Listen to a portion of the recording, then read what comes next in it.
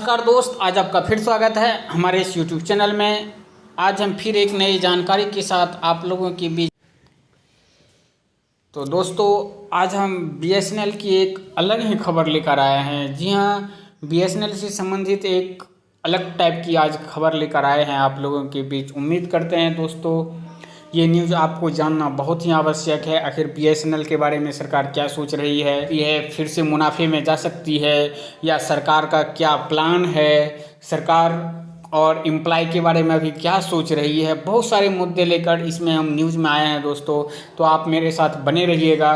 यदि आपको ये न्यूज़ अच्छा लगता है तो कृपया मेरा YouTube चैनल सब्सक्राइब कर लीजिएगा। यदि आपने अभी तक हमारा YouTube चैनल सब्सक्राइब नहीं किया है तो बस एक रिक्वेस्ट है कि आप ज़रूर सब्सक्राइब कर लीजिएगा। चलिए दोस्तों, बिना देरी किए हुए हम न्यूज़ के बारे में आपको बता रहे हैं।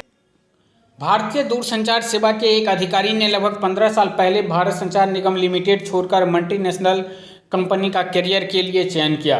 फैसला चौंकाने वाला था। वजह थी कि नवरत्न BSNL अपने विज्ञापन की टैग लाइन के अनुरूप कनेक्टिंग इंडिया की भूमिका में थी, परंतु युवा अधिकारी दृढ़ थे कि कंपनी का लंबे समय चलना मुश्किल होगा, क्योंकि यह संचार क्षेत्र की बदलती ज़रूरतों के मुताबिक नई योजनाओं पर कार्य नहीं कर रही है।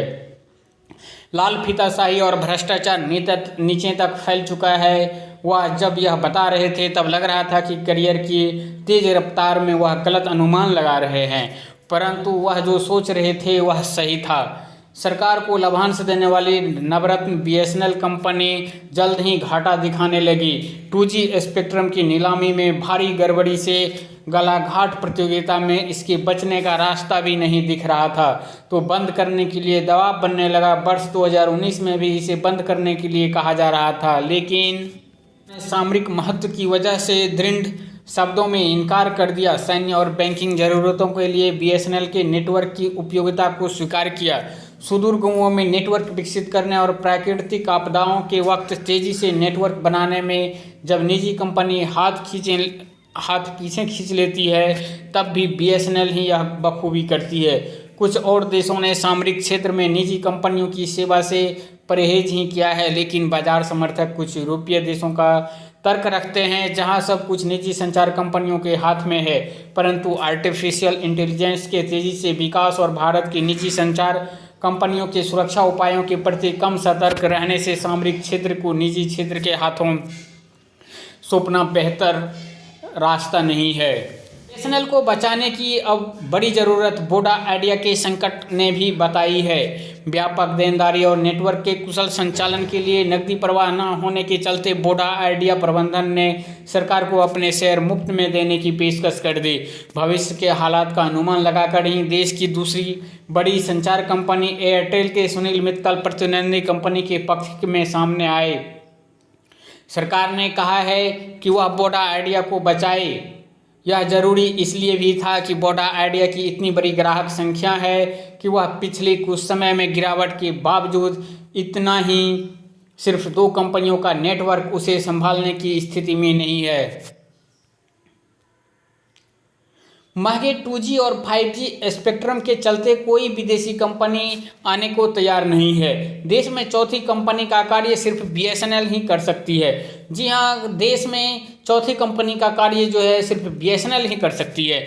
इसे अपने नेटवर्क को भी दुरुस्त करना होगा, बकाया भी चुकाना होगा। इसके लिए 40,000 करोड़ रुपये की राशि चाहिए। पिछले साल सितंबर में बॉन्ड के जरिए कंपनी 8500 करोड़ रुपये की पूंजी वित्तीय संस्थानों से ले चुकी है। उस वक्त कंपनी ने आगे संपत्तियों को मोनेटाइज कर 20,000 करोड़ रुपये जुटाने की योजना बताई थी, लेकिन महामारी के चलते वह इसे सफलतापूर्वक अंजाम नहीं दे पाई। ऐसे में सरकार को ही कंपनी की गारंटी के लिए आगे आना होगा। पिछले वित्त वर्ष के अंत में कंपनी ने आय के मामले में कुछ ऐसे संकेत दिए हैं। स्वैच्छिक सेवानिवृत्ति योजना से भी स्थिति बदली है। कंपनी के लिए हर माह लगभग 700 करोड़ रुपये का वेतन का बोझ का आधा रह गया है। ऐसे में सरकार कुछ शर्तों के साथ गारंटी को आगे बढ़ा सकती है। करीब 12,500 करोड़ रुपये स्वदेशी उपकरणों पर खर्च करने होंगे, जबकि 5,000 करोड़ रुपयों के ट्रांसमिशन के नेटवर्क उपकरणों की खरीद की जरूरत का अनुमान है। यदि वह अपना नेटवर्क दुरुस्त कर लेती है तो करीब 1,200 करोड़ रुपये की महीने की बिलिंग को तेजी से विस्तार दे सकती है। वैसे बीएसएनएल की खराब हालत में संचार नीति और नियमों में बदलाव का भी योगदान रहा है। महंगे स्पेक्ट्रम और नॉन प्लेइंग लेवल फील्ड ने कुछ कंपनियों की कठिनाई लगातार बढ़ाई है। ऐसे में देखना चाहिए कि ऐसा ना होता तो कुशल प्रबंधक के रूप में पहचान रखने वाला कुमार मंगलम बिरला आइडिया के बोर्ड में विलय के बाद भी घाटे की ओर ही लगातार ना बढ़ते। एयरटेल जैसे दिग्गज कंपनी बैलेंस शीट में